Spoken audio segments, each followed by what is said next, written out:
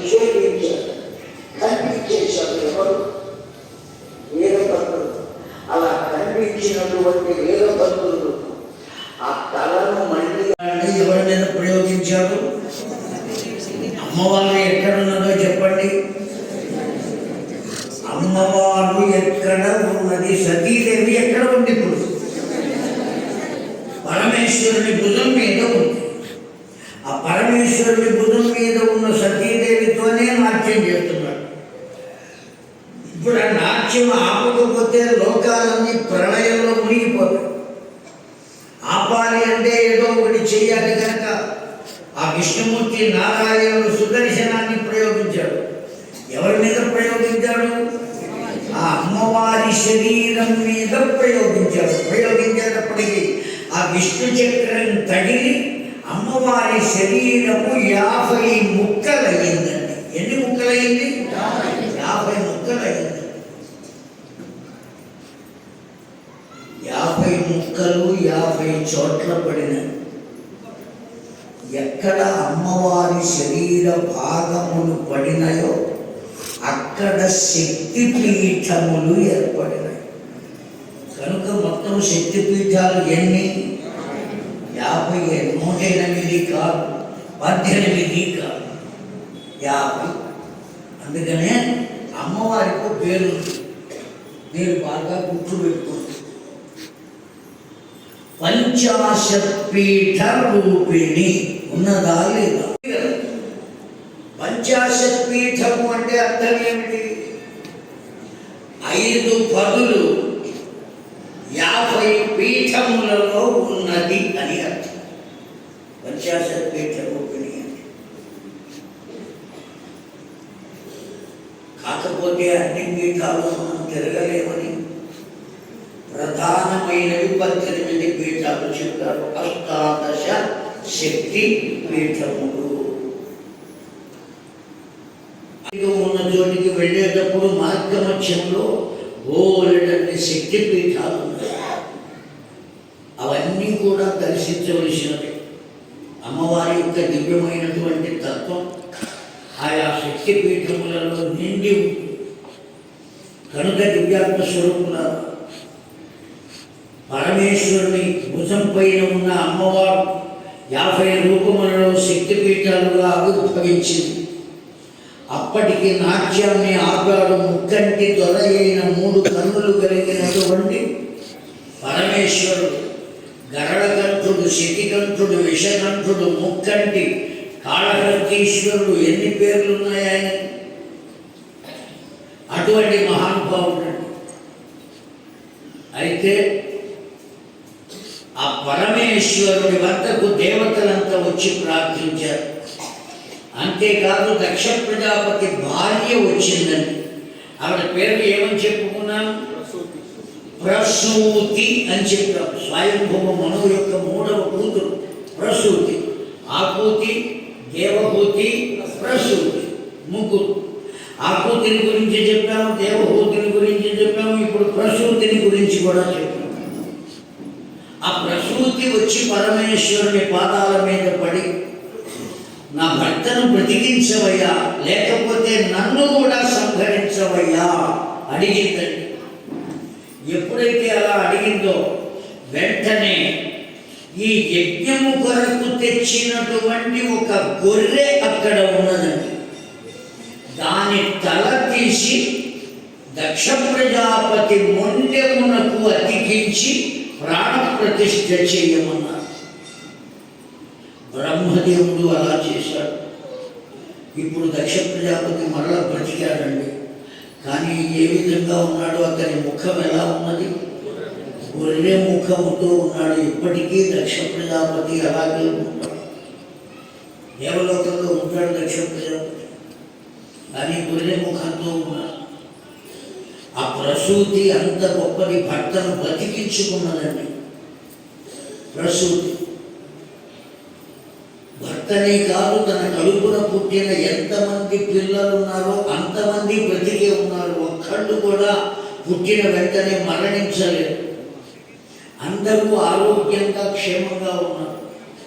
అందుకనే ఇవాటికి కూడా ఎవరైనా కడుపుతో ఉన్నటువంటి స్త్రీలు ప్రసవించడానికి వెళ్ళే వైద్యశాలకు ఏమని పేరు ఉంటుంది? ప్రసూతి వైద్యశాల అని ఉంటుంది. ఎందుకున్నదో తెలుసునా అండి? ఆవిడ పేరు పెట్టారు ఆ వైద్యశాల, ప్రసూతి ఆవిడ పేరు. ఎందుకు పెట్టారు అంటే, ఇక్కడ పురుడు పోసుకుంటే ఆవిడ ఎట్లయితే కన్న పిల్లలందరూ సుఖంగా ఉన్నారో, ఇక్కడ పురుడు పోసుకున్న వాళ్ళు పిల్లలు కూడా అట్లా సుఖంగా ఉంటారు అనే ఉద్దేశంతో ఆ పేరు పెట్టారు, ప్రసూతి వైద్యశాల. ప్రసూతి అంటే ప్రసవించే అని కాదు అర్థం. ఎవరి పేరది? ఎవరి పేరండి ప్రసూతి? దక్ష ప్రజాపతి భార్య పేరండి. మొత్తం ఇటువైపు సమాధానం చెబుతున్నారు కానీ ఇటువైపు వాళ్ళు నేను చాలా గొప్పవాళ్ళం, నేను సమాధానం చెప్పడం నేను ఉద్దేశం. మీరు నాకు చెప్పకపోయారు, కనీసం మిమ్ములను ఎవరైనా అడిగితే వాళ్ళకైనా చెప్పండి.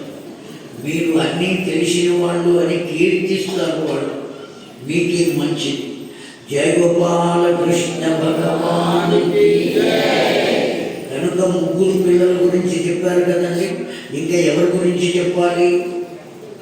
ముగ్గురు ఆడపిల్లలని చెప్పాము, తరువాత ఇద్దరు మగ పిల్లలు, వాళ్ళని గురించి చెప్పుకోవాలి. ఇప్పుడు స్వయంభువ మనువు మొట్టమొదటి మహానుభావుడు కదా, మొట్టమొదటి రాజ్యాన్ని పరిపాలించినటువంటి వాడు. ఇద్దరు మగపిల్లలు, అందులో పెద్దవాడి పేరు ప్రియవ్రతుడు. వ్రతమునందు ప్రీతి కలిగిన వాడు అని అర్థం. వ్రతమునందు ప్రీతి కలిగిన వాడు అంటే, వ్రతము అంటే ఒక నియమం అండి. ఏదైనా ఒక నియమాన్ని మనం పెట్టుకుంటే ఆ నియమాన్ని తప్పరాదు, ఖచ్చితంగా నియమాన్ని పాటించాలి. పాటించకపోతే మనం ఏర్పాటు చేసుకున్న దానికి మనమే వ్యాఘాతం కల్పించిన వాళ్ళం ఉంటాం. మనం తయారు చేసిన బొమ్మను మనమే పాడు చేయవచ్చునా చెప్పండి? నాగం ప్రజేశ బాలానం వర్ణయేనాను చింతయే దేవం మాయ అభిభూతానం దండక తత్ర ధృతో మయా. ఎవరు తయారు చేసిన బొమ్మను వారే చెడగొట్టరాదు, ఎవరు పెట్టిన మొక్కను వారే చేతితో పీకరాదు, ఎవరు పొందిన సంతానమును వారే సంహరించరాదు కదా. ఎవరి కలిగిన పిల్లలను వాడు చంపుతారండి. కలి ప్రభావం చేత ఇవాళ రోజున అనేక మంది పిల్లల్ని కని కుప్ప తొట్టెలో పారవేస్తున్న వాళ్ళు ఉన్నారు. కానీ తల్లి అయినటువంటి వారెవ్వరూ ఆ పని చేయలేదండి.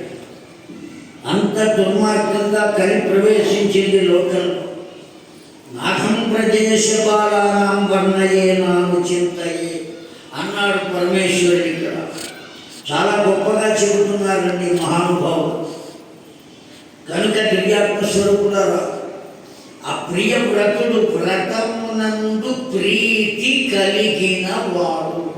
వ్రతము అంటే ఏమని చెప్పుకున్నాము? నియమము. అయ్యా వాటి రోజున ఉదయం 5 గంటలకల్లా మనం లేవాలి, లేదు 4:30కే లేవాలి, పంచ ఉషకాలంలో స్నానం చేయాలి, సూర్యోదయానికి ముందే సంధ్యా సమయంలో మనం సంధ్యావందనం చేయాలి, సూర్యుడు వస్తూ ఉండగా సూర్యోపస్థానము చేయవలే, ఆ తరువాత బ్రహ్మయజ్ఞము చేయవలే, వైశ్వదేవము చేయవలే. ఇలా అనేక రకాలైనటువంటి నియమాలు ఇవ్వబడినాయి. ఆ నియమములందు ఇష్టము కలిగిన వాడు కనుక పిల్లవాడి పేరేమిటి? ప్రియవ్రత అని పేరు పెట్టారు, ప్రియవ్రతుడు.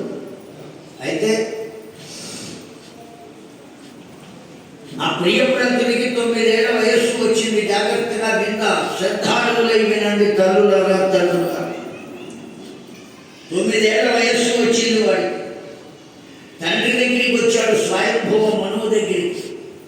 ఇత్యాదేన అనునీతేన భవేన పరితుష్యత అభ్యథాయి మహాబాహో పితరః ప్రశస్య శ్రూయతాం ఇది. తండ్రి, లోకంలో 2 మార్గాలు ఉన్నాయి అని నాకు తెలుస్తున్నది. ఆ 2 మార్గాల్లో ఒక మార్గం ప్రవృత్తి మార్గం, ఒక మార్గం నివృత్తి మార్గం. జాగ్రత్తగా విందామండి. ప్రవృత్తి మార్గం అంటే ఈ లోక సంబంధమైనటువంటి విషయం. ఈ లోకంలో బతకడం, సంపాదించడం, హాయిగా తిరగడం, అనేక మంది సినిమాలు, షికారులు.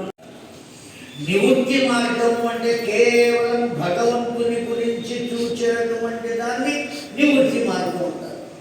కనుక లోకంలో ఎన్ని మార్గాలు ఉన్నాయి చెప్పండి? ఇప్పుడు 2 ఉన్నాయి. ఒకటి ప్రవృత్తి, రెండవది నివృత్తి. తండ్రి, నాకు ప్రవృత్తి మార్గం కన్నా నివృత్తి మార్గమే మంచిది అని అనిపిస్తుంది. ప్రవృత్తి మార్గంలో ఉంటే మళ్ళీ పుడతాం, మళ్ళీ చస్తాం, మళ్ళీ పుడతాం, మళ్ళీ చస్తూ ఉంటాం. నివృత్తి మార్గంలోకి వెళితే మళ్ళీ పుట్టేటువంటి అవసరం ఉండదు. కనుక నేను తపస్సు కోసం వెళ్ళిపోతున్నా అన్నాడు. వెళ్ళిపోయాడు. ఎవరా వెళ్ళిపోయిన వాడు? ప్రియవ్రతుడు. వాడి పేరు గుర్తు పెట్టుకోండి. వాడి పేరు ఏమిటండి? మరొకసారి చెప్పండి. ఏం చేశాడు వాడు? ఇంట్లో ఉన్నాడా, బయటికి వెళ్ళిపోయాడా? ఎందుకు వెళ్ళిపోయాడు? నివృత్తి మార్గం కోసం వెళ్ళాడు. ఎక్కడికి వెళ్ళాడు? అరణ్యానికి వెళ్ళాడు. దేనికి వెళ్ళాడు? అరణ్యానికి తపస్సు కోసం వెళ్ళాడు. అమ్మయ్య, ఇంతవరకు వంట పట్టింది. 2వ కొడుకు పేరు ఉత్తానపాదుడు. ఆ ఉత్తానపాదునికి 16 ఏళ్ళు వచ్చేంత వరకు స్వయంభువ మనువే పరిపాలన చేశాడు. ఉత్తానపాదునికి 16 ఏళ్ళు వచ్చినాయి. ఇప్పుడు స్వయంభువ మనువు ఏం చేశాడు? రాజ్యం మొత్తాన్ని ఉత్తానపాదుని పేరున పెట్టి అతనికి పరిపాలన అప్పగించి తన భార్య శతరూపను వెంట పెట్టుకుని అరణ్యానికి తపస్సు కోసం వచ్చాడు. దీన్నే మనం ఏమంటామంటే వానప్రస్థ ఆశ్రమము అని అంటాము. ఏమంటారు దాన్ని? 60 ఏళ్ళు దాటిన తర్వాత అన్ని బాధ్యతలు వదిలేయాలి. ప్రభుత్వం వాళ్ళు కూడా అది గమనించే 60 ఏళ్ళు వచ్చిన వాడిని ఏం చేస్తారు? ఉద్యోగంలో నుంచి రిటైర్మెంట్ ఇచ్చి నువ్వు ఇంటికి పోరానాయన అంటారు. విశ్రాంతి తీసుకో. బాధ్యతలన్నీ ఎవరికప్ప చెప్పాలి? కొడుకప్ప చెప్పాలి. 60 ఏళ్ళు వచ్చిన తర్వాత హాయిగా అరువు మీద కూర్చొని ఓ జపమాల తీసుకుని ఏం చేయాలి? కృష్ణరామ అనుకోవాలి. ఒకవేళ మనం అనుకోకపోతే కొడుకే చెబుతారు మనకి. అర్థమైందా? మనం కృష్ణరామ అంటావా? ఉద్యోగం రిటైర్ అయినా సరే ఇంట్లో ఖాళీగా కూర్చోం. కొడుకు కోసం ఎవరైనా మాట్లాడడానికి వచ్చారనుకోండి, మనం ఏమంటాం? ఎవరు వచ్చింది ఇప్పుడు? ఏం మాట్లాడారు నీతో? దేనికి వచ్చారు? ఆయన ఏం చేస్తూ ఉంటాడు? ఈ ప్రశ్నలన్నీ అడుగుతాడు కొడుకు. వాడికి విసుగు పుట్టి నీకు ఎందుకు? ఆయన మూల కూర్చొని కృష్ణారామ అనుకోక అనవసరంగా ప్రతి విషయాన్ని కలగజేసుకుంటావు. ఏం చెప్పాలి నీకు? ఎవరు వచ్చారో చెప్పాలా? కరలేదనుకో ఊరికే అడిగా అని వెళ్ళి కూర్చుంటాడు. మరి అడగడం దేనికి? తిట్లు తింటాం దేనికి? కనుక బాధ్యత ఎవరికప్ప చెప్పాలండి? తాళం చెవులు ఎవరికి ఇచ్చేయాలి? కొడుకు ఇచ్చేసేయాలి. ఏమండి, వాడికి ఏం తెలుస్తుంది? వాడు ఎవరైనా ఉన్నదంతా చెడగొడితే వాడి యోగం, తినే యోగం ఉంటే తింటాడు, లేకపోతే మొత్తం నాశనం చేసుకుంటాడు. నీకెందుకు? నువ్వు అనుభవించాల్సిందేదో అనుభవించేసావు. నీ ఆయుర్దాయం కూడా అయిపోయింది. మానవుడి ఆయుర్దాయము ఎంత చెప్పండి? మన అందరి ఆయుర్దాయము ఎంత? 100. ఎవరు చెప్పారు 100?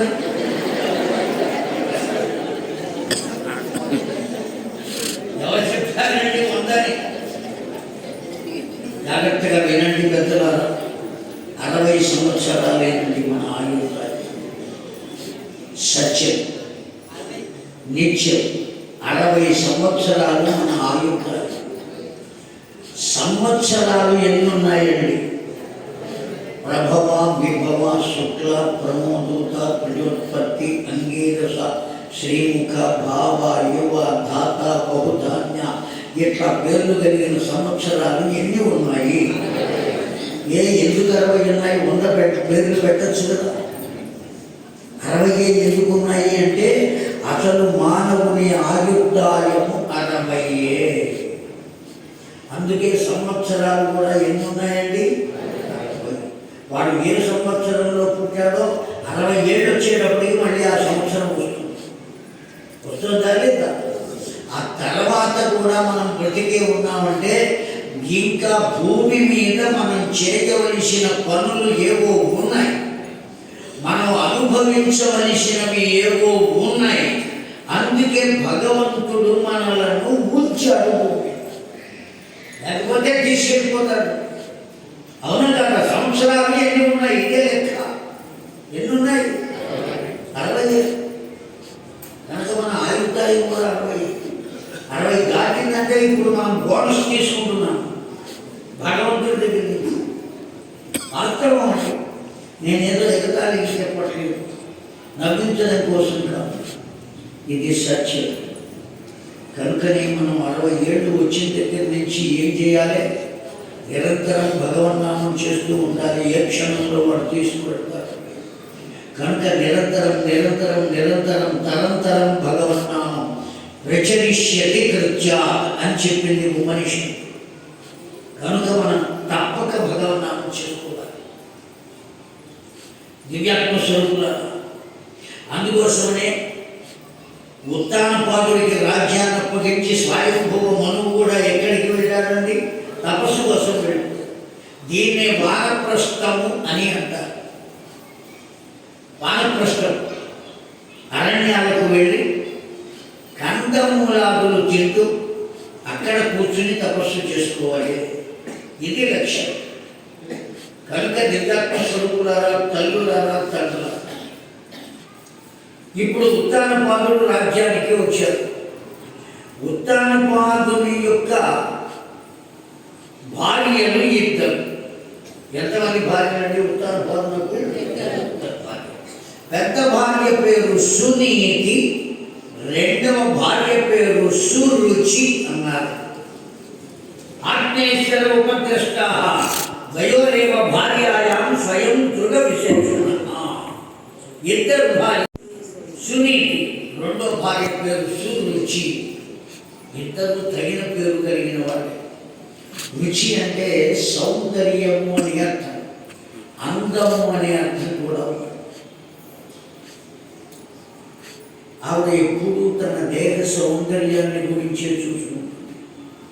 కట్టుకున్న బట్టలు నలగకుండా, వేసుకున్నటువంటి మేకప్ చెరగకుండా, కట్టుకున్నటువంటి జుట్టు ముడి కదలకుండా అనేక రకాలైన జాగ్రత్తలు చూసుకుంటూ నిరంతరం అర్థం చూసుకుంటూ కాలక్షేపం చేస్తూ ఉంటుంది. ఎవరు? సురుచి. సునీతి ఉన్నదే మంచి నీతిగా ప్రవర్తించేటువంటి ఇలా. ఆ సునీతి పెద్ద భార్య, పట్ట మనిషి. సురుచి రెండవ భార్య. కాలవశం చేత, అదృష్టవశం చేత సునీతి గర్భవతి అయింది, సురుచి గర్భవతి అయింది. ప్రమాదం ఎక్కడొచ్చిందా? యథా పునన్న స్వర్గేషు శరపాన్యదిషు క్వచిత్ పరక్య బుద్ధిం కురుతే భూతేషు మత్పరః. ఇంత ప్రమాదం ఎక్కడ వచ్చింది అంటే సునీతికి మగపిల్లవాడే పుట్టాడు, సురుచికి మగపిల్లవాడే పుట్టాడండి. ఎప్పుడైతే ఇద్దరికి మగపిల్లవాడు పుట్టాడో సురుచి ఆలోచనలో మార్పు వచ్చింది.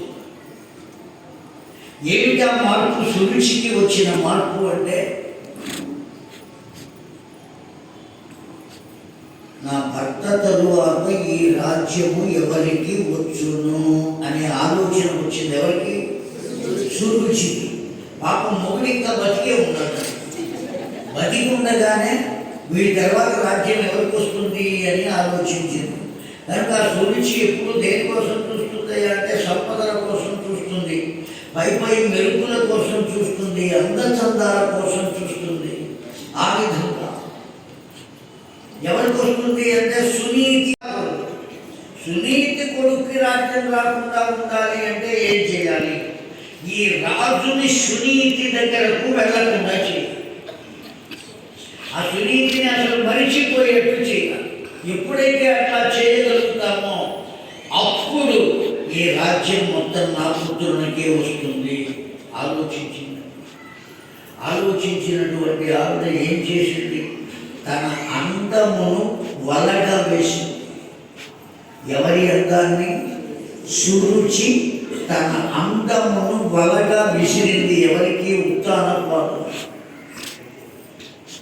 ఎంత నేర్చినా ఎంత చూసినా ఎంత వారలైనా కాంతదాసులేరా. ఎంత నేర్చినా వాడు ఎంత గొప్పవాడన్నా కావచ్చు, దేశానికి మొత్తానికి ప్రధానమంత్రి కావచ్చు, లేదా రాష్ట్రపతి అయి ఉండవచ్చు. అయినా సరే పెళ్ళాము దగ్గర నోరు మూసుకుని ఉండవలసింది. అర్థమైనా? ఎవడైనా సరే బయటకు వచ్చిన తర్వాత మీసం ఇట్టా తిప్పాలి, కానీ ఇంటికి వెళ్ళిన తర్వాత మళ్ళీ దాన్ని ఏం చేయాలి? ఎందుకు తిప్పాలి? ఓ రాజుగారు ఎప్పుడు భార్య మాట వినేవాడు కాదట. పొరపాటున ఒక్క రోజున విన్నాడు రాణి గారి మాట. రాజు విన్న తర్వాత ఆయనకు సందేహం కలిగింది. ఏమిటా సందేహం అంటే, నాకేనా, నేనేనా, ఇంకా ఎవరైనా భార్య మాట వినేవాళ్ళు ఉన్నారా? అర్థమైందా అండి? అతన్ని చూడమాటండి. అతను ఏదో పత్రికా విలేకరి మొత్తం తీసుకుంటున్నాడు. అర్థమైందా అండి? కేవలం నేనేనా భార్య మాట లోకంలో ఇంకెవరైనా పెట్టారా అనే సందేహం కలిగింది. ఎవరికి? రాజుగారు. మరుసటి రోజు మొత్తం ఊళ్ళో ఉన్న బిగ్స్ విఐపీస్ అందరినీ పిలిచారు. ఉత్తమ విఐపీస్ కాదు, విఐపీ. చాలా గొప్ప వాళ్ళందరూ వచ్చారండి, ధనవంతులు. వాళ్ళందరినీ కూర్చోబెట్టి నేను ప్రశ్న వేస్తా అన్నాడు. అయ్యా అడగండి అన్నాడు. మీలో భార్య మాట వినేవాళ్ళు ఎవరో చేతులు ఎత్తండి. మొత్తం అందరూ చేతులు ఎత్తేశారు. వినని వాళ్ళే బరువు లేవు. నా పోటీ వాళ్ళు ఎవరన్నా ఉంటే 2 చేతులు ఎత్తేశారు. పూర్తి హ్యాండ్సప్, సరెండర్. ఒక్కడు మాత్రం చేయలేదట. రాజుగారు చూశాడు, వీడెంత గొప్పవాడు, వీడొక్కడు చేయలేదు, భార్య మాట వినడు, కనుక వీడికి సన్మానం చేద్దాం అనుకున్నాడు. ఆ సింహాసనం నుంచి దిగొచ్చి, అయ్యా నువ్వు వచ్చి నా సింహాసనం మీద కూర్చోవయ్యా, సన్మానం చేస్తామన్నాడు. దేనికి అన్నాడు వాడు రహస్యంగా. నువ్వు భార్య మాట వినవు కదా, అందుకోసం సన్మానం చేస్తాం. మేమంతా వింటున్నామయ్యా, చేతగాని వాడు. నేను వింటానయ్యా అన్నా. మరి చెయ్యెందుకు ఎత్తలేదు నువ్వు? వాళ్ళందరూ ఎత్తారు కదా అన్నాడు రాజు. నేను చెయ్యి ఎత్తాలన్నా మా ఆవిడ పర్మిషన్ కావాలి. చెయ్యి ఎత్తాలన్నా ఎంత పర్మిషన్ కావాలి? వాళ్ళ ఆవిడ పర్మిషన్ కావాలి. కనుక భార్య మాట వినని వాడెవడైనా ఉన్నాడా లోకంలో? ఎవ్వరు లేరు. Yours most obedient. చేయి కట్టుకుని ఉండవలసింది. సురుచి అంత పని చేసింది, తన అందానికి బందీగా చేసింది. ఇప్పుడు ఉత్తానపాదుని పరిస్థితి, సునీతి ఎక్కడ ఉన్నదో తెలుసుకోలేకపోతుంది. ఆమెకు కలిగిన పిల్లవాడికి పేరు కూడా పెట్టలేదు. ఈ సురుచికి కలిగిన పిల్లవాడికి మాత్రం నామకరణం చేసి ఉత్తముడు అని పేరు పెట్టారు. ఆ పిల్లవాడు పెరిగి పెద్దవాడు అవుతున్నాడు. సునీతికి కలిగిన పిల్లవాడు పెరిగి పెద్దవాడు అవుతున్నాడు. సునీతికి కలిగిన పిల్లవాడికి రాజుగారు పేరు పెట్టలేదు, కానీ సునీతి పెట్టుకున్నది పేరు. ఏమని పేరు పెట్టింది అంటే ధ్రువ అని పేరు పెట్టింది. ధ్రువం అంటే శాశ్వతమని అర్థం. ధ్రువ అంటే శాశ్వతమైన వాడు. శాశ్వతమైన వారు ఎవరండి లోకంలో? భగవంతుడు ఒక్కడే. కనుక తన కొడుకు భగవంతుడంతటి వాడు అనే భావన చేత ఆ తల్లి తన కుమారునకు ధ్రువ అని పేరు పెట్టిందండి. ఆ ధ్రువుడికి నెమ్మదిగా 5 ఏళ్ల వయస్సు వచ్చింది. ఒక రోజున తల్లి దగ్గర కూర్చుని, అమ్మ, నాన్నగారు ఎలా ఉంటారో ఒక్కసారి చూసి రావాలని ఉన్నదమ్మా, ఆయన ఎక్కడ ఉంటారో చెప్తావా అడిగాడండి. ఎవరు అడిగింది? ధ్రువుడు. ఎవరిని అడిగాడు? తల్లి పేరేమిటి? సునీతి. భలే చెప్తున్నారు. అసలు నేను పక్కకి తప్పుకోవాలి కానీ భాగవతం వేరే చెప్తాను. ఏమన్నా ఆ సునీతిని అడిగాడు. నాయన, దాసిదాని క్షత్రియ రక్తం, నీకు అవమానం జరిగితే నువ్వు భరించలేవు, దుఃఖపడతావు తండ్రి. ఇప్పటికీ ఈ దుఃఖం కాక ఇంకా దుఃఖాన్ని మనం ఎందుకు పొందాలయ్యా? కనుక నీవు వెళ్ళవద్దు అని తల్లి చెప్పింది ధ్రువుడు. కానీ చిన్నపిల్లలు వింటారా అండి? మారాన్ చేశాడు, ఏడ్చాడు. అతడి దుఃఖాన్ని చూడలేక ప్రథమం ధార్యతే వస్త్రం కౌపీనం నిశ్చితాయాఘ తథా పశ్యేత్ అధియుక్తగా ధార్యతే వసతు వసనం. మొట్టమొదటిసారిగా ఆ పిల్లవాడు పంపించడం కోసం ఆ జుట్టు కొప్పు కట్టింది. మొట్టమొదటిసారిగా అతడి నడుముకు వస్త్రాన్ని చుట్టిందట. అంటే ఇప్పుడు మనం ఏమర్థం చేసుకోవాలి అంటే, 5 ఏళ్ల వయస్సు ఆ పిల్లవాడికి వచ్చేంత వరకు కనీసం గోచీపాత కూడా పెట్టుకోలేదు. వాడి గతిలే అటువంటి దీన స్థితిలో ఉన్నాడు. ఇప్పుడు తల్లి వాడికి వస్త్రాన్ని ఎక్కడి నుంచి తెచ్చి కట్టిందయ్యా అంటే, తన చీర మాత్రమే తల్లి వద్దనే పెరగాలి. కనుక దివ్యాత్మ స్వరూపుల భార్యాభర్త ఇద్దరు సింహాసనం మీద కూర్చున్నారు. కనబడుతున్నారా అంటే మీకు? చూడాలి. ఆ ఒళ్ళో పిల్లవాడు ఉన్నాడు. వాడిని ముద్దు పెట్టుకుంటున్నాడు, ఆడిస్తున్నాడు. ఎవరు? ఈ ఉత్తాన పాదుడు. ఆ పిల్లవాడు చూచారు. ఈ పిల్లవాడిని ఆడిస్తున్నవాడు నా తండ్రి అయిన ఉత్తాన పాదుడు అయి ఉంటాడు. అంతేకాదు, ఆయన ఒడిలో కూర్చున్నటువంటి పసివాడు ఆ ప్రక్కనే ఉన్నటువంటి సురుచి యొక్క కొడుకు ఉత్తముడు అయి ఉంటాడు. అతనికి ఉత్తముడు అని పేరు పెట్టారు కదండి. ఉత్తముడు అయి ఉంటాడు. ఆ ప్రక్కనే కూర్చున్నటువంటి ఆవిడ సురుచి అయి ఉంటుంది. నా సమతి తల్లి సురుచి.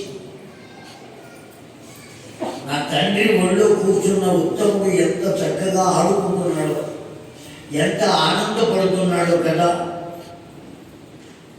తండ్రి ఒడిలో కూర్చుంటే ఇంత ఆనందం ఉంటుందా అనే సందేహం వచ్చింది వారికి. ఉంటుంది.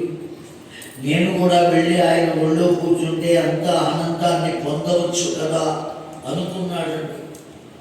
ఆ అనుకున్నటువంటి పిల్లవాడు చేతులు 2 చాచి ఆ తండ్రి కోసం దగ్గరికి వస్తున్నాడు.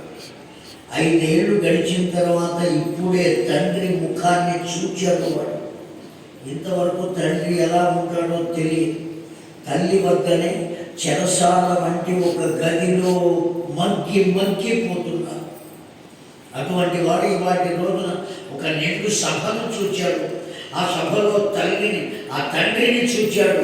తండ్రి ప్రక్కనే ఉన్నటువంటి సవతి తల్లిని చూచాడు. తండ్రి ఒడిలో ఉన్నటువంటి సవతి తల్లి కొడుకు ఉత్తముని చూచాడు. నేను కూడా ఒడిలో కూర్చుంటే బాగుండును కదా అనుకున్నాడు.